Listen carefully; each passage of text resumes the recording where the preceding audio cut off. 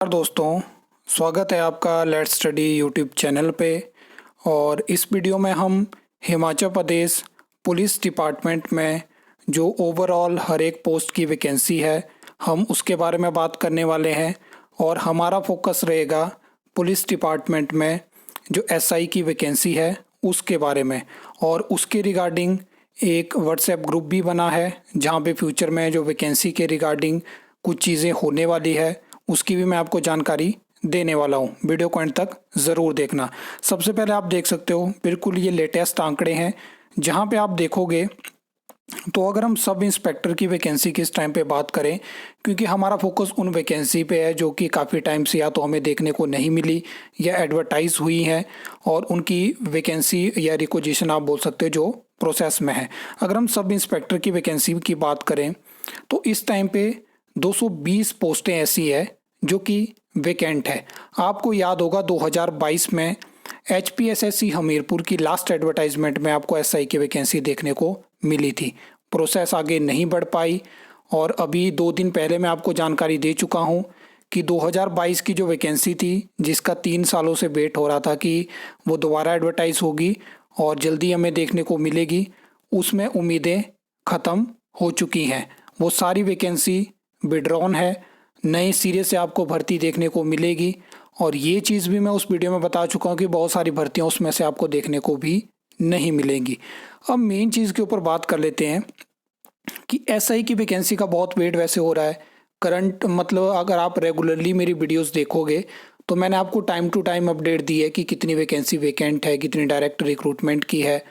और एक चीज़ उसमें और है, जो मैंने व्हाट्सएप ग्रुप की बात करी तो कुछ स्टूडेंट हैं जो चाहते हैं कि एसआई की जो भर्ती एडवर्टाइज हुई थी जिसको कि सरकार ने अब विड्रॉन किया और फीस रिफंड करने की बात करी, तो बेसिकली वो कोर्ट केस करना चाहते हैं वैकेंसी के रिगार्डिंग। और हो सकता है कि वो केस 2022 की जो ओवरऑल जो वैकेंसी थी उसको लेकर भी हो। क्योंकि क्या होता है कि वैसे तो एडवर्टाइजमेंट में मेंशन होता है कि वैकेंसी को सरकार कभी भी विड्रॉन कर सकती है, लेकिन मेन चीज़ होती है कि उसमें एक वैलिड रीज़न होना चाहिए कि क्यों उस वैकेंसी को विड्रॉन किया गया।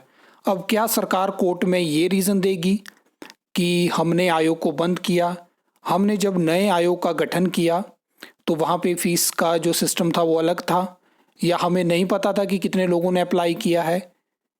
एक प्रॉपर अगर वैलिड रीज़न नहीं होगा तो सरकार का कोई मतलब नहीं बनता था कि इस वैकेंसी को विड्रॉन करवाए। अब ये चीज़ें कोर्ट में डिसाइड होंगी, लेकिन मैं चाहता हूँ कि अगर आप जुड़ना चाहते हो, क्योंकि क्या होता है कि यूनिटी बहुत ज़रूरी होती है, आपने बाकी स्टेट्स में भी देखा होगा, लेकिन सेम केस आपको हिमाचल में देखने को नहीं मिलता। अब यहाँ पे आप पुलिस कांस्टेबल के भी देख सकते हो 2000 से ज़्यादा वैकेंसी है, लेकिन वैकेंसी अब अंडर प्रोसेस है और नई वैकेंसी की भी सरकार बात कर रही है, हो सकता है वो जल्दी आपको देखने को मिल जाए। इसके अलावा अगर हम बात करें तो क्लर्क की वैकेंसी आप देख सकते हो।